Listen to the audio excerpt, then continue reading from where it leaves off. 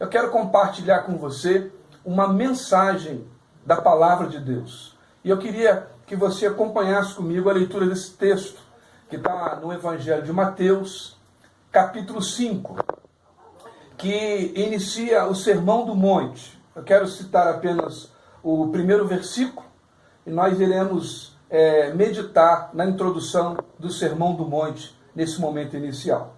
Diz assim o texto: ao ver as multidões, Jesus subiu ao monte, ele se assentou e os seus discípulos se aproximaram dele.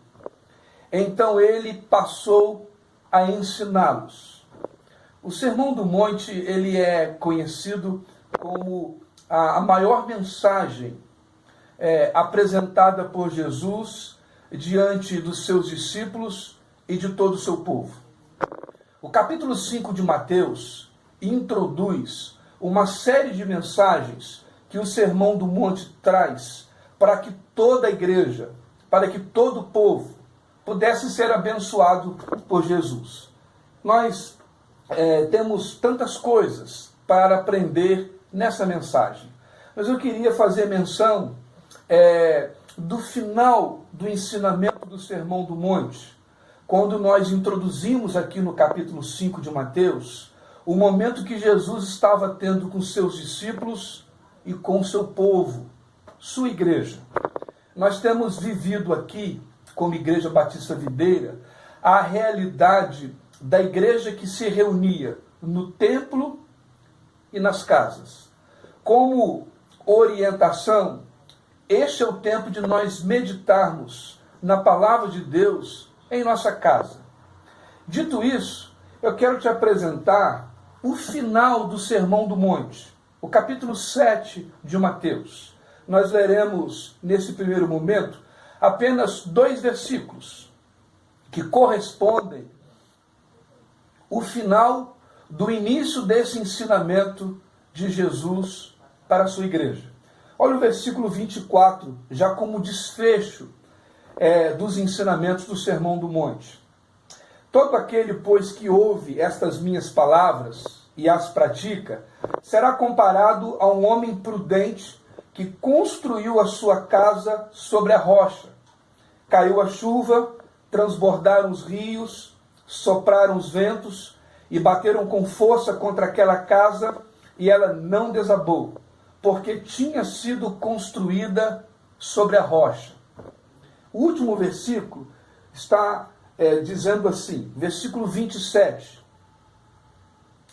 Caiu a chuva, transbordaram os rios, sopraram os ventos, bateram com força contra aquela casa, e ela desabou, e grande foi a sua ruína. Esse encerramento da mensagem do Sermão do Monte faz com que nós possamos refletir sobre a realidade que o mundo vive hoje. Porque o final do Sermão do Monte é apresentado essa parábola como ensinamento de Jesus sobre a realidade da casa que é construída pelo homem prudente e pelo homem insensato. A casa caiu. Versículo 27 encerra dizendo isso, que a casa que foi construída na areia caiu. E nós podemos aprender com esse texto fazendo algumas indagações. Pense comigo agora. Temos aqui 2 casas. A casa número 1 foi construída pelo homem prudente. A casa 2 foi construída pelo homem insensato. As 2 casas viveram circunstâncias parecidas, circunstâncias idênticas.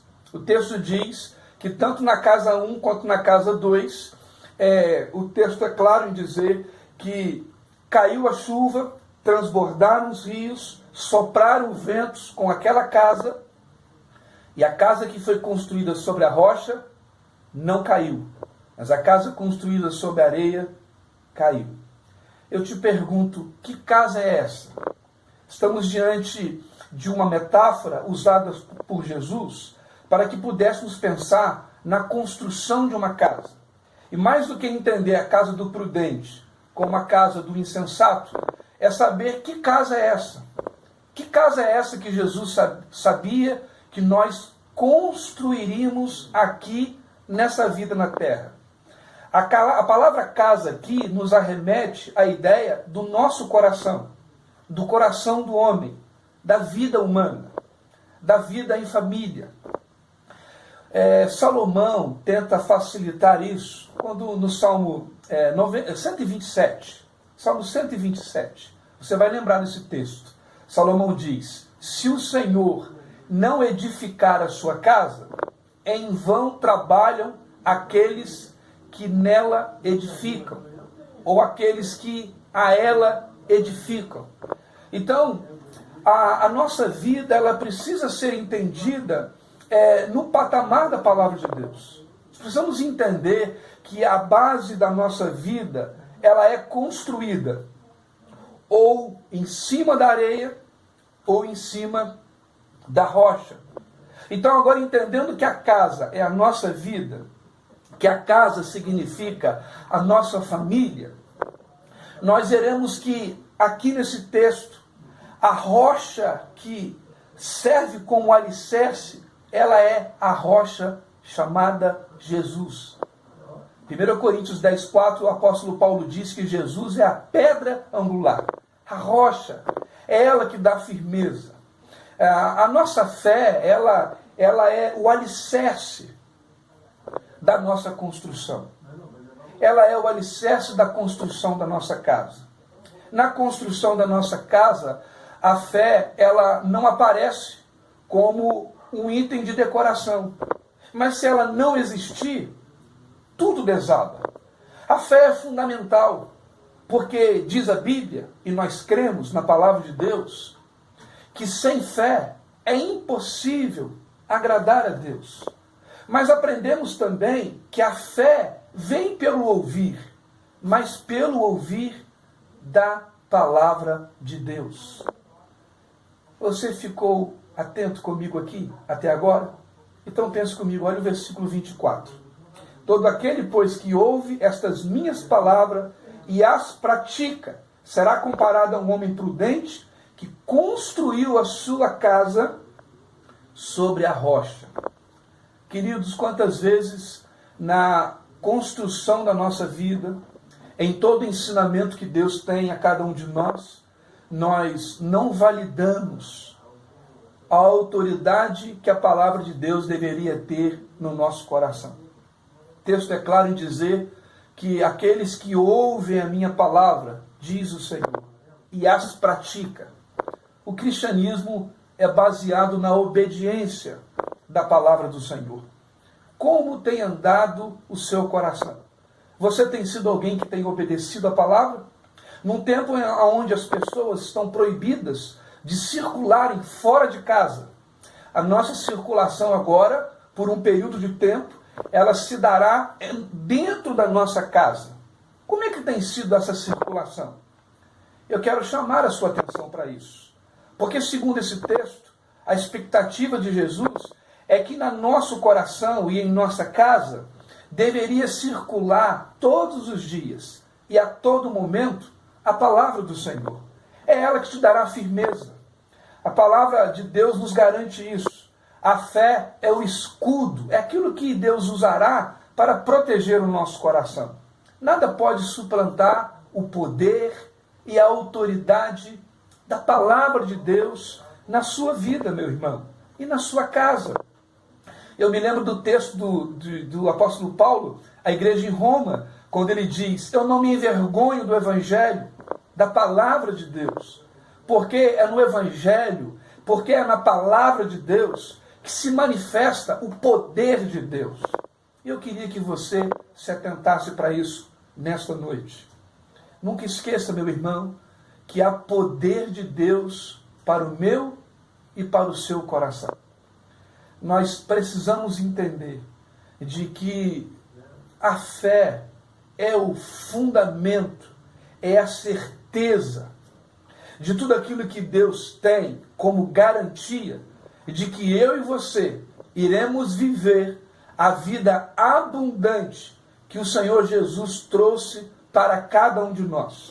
Há duas propostas no mundo: a proposta da morte e a proposta da vida. Foi isso que Deus disse. Em Deuteronômio capítulo 30, o Senhor Deus diz isso ao seu povo. Eis que ponho diante de ti vida ou morte, bênção ou maldição.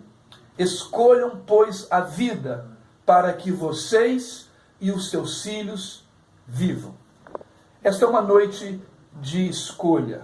Esta é uma noite em que a palavra de Deus relembra a decisão que você tomou e que eu já tomei, por não apenas ouvir, mas praticar a palavra do Senhor.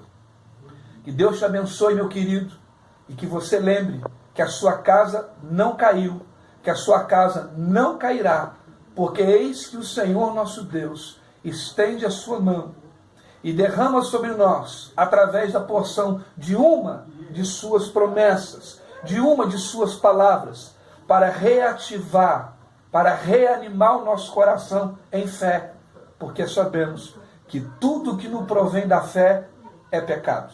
Fique com esta palavra e aproveite esse tempo em família, podendo a cada dia, tanto no período da manhã, à tarde, quanto à noite, assim como fez Daniel, assim como Jesus nos ensina, que você possa ouvir e praticar a palavra do Senhor. Eu queria nesta noite orar com você, pedindo que o Senhor faça com que a tua palavra, faça com que a palavra dele possa crescer a cada dia mais em nossos corações. Oremos então nesta hora.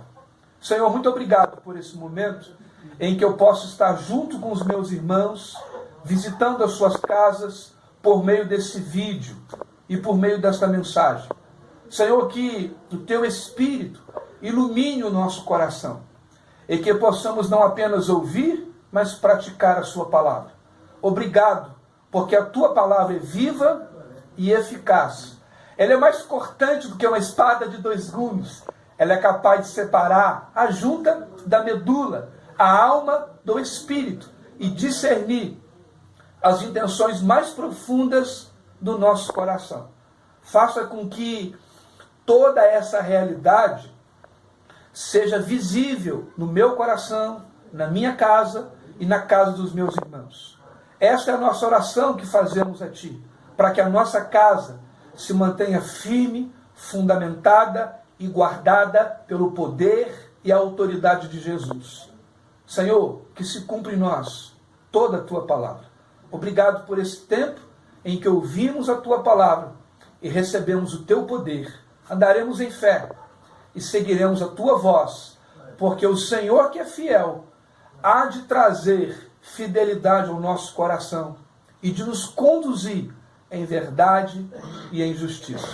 Que seja assim, Pai, hoje na minha casa, na minha vida e na casa dos meus irmãos. Esta oração que eu faço junto com a Tua igreja, pelo nome de Jesus. Amém. Deus te abençoe, querido.